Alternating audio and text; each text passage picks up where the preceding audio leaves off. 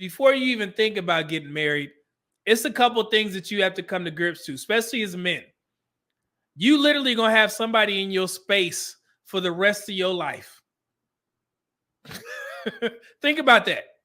Somebody living, you remember when you used to come home when you was a single man, plop on the couch or whatever, you had no responsibilities.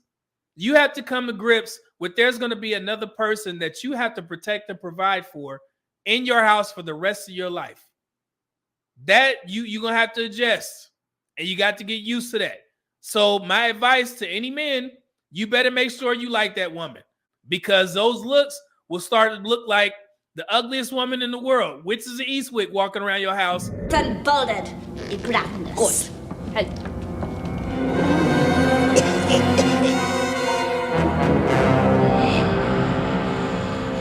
If you don't like this woman for who she is, I promise you that.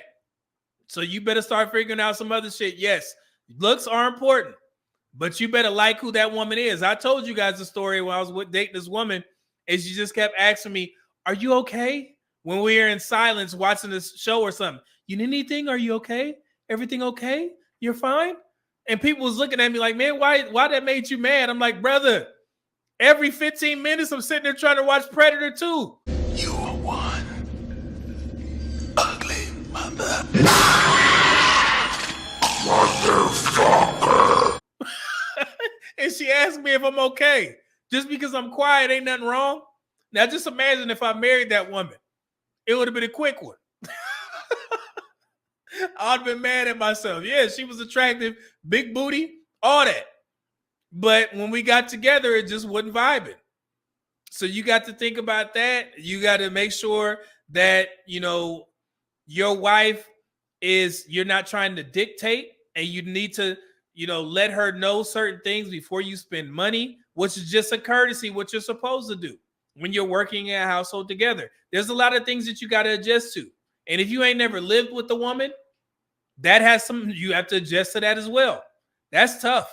And I know, some extended vacations where y'all see if you enjoy each other's space or company, you being around each other, not just for the weekend where y'all just pumping and grinding.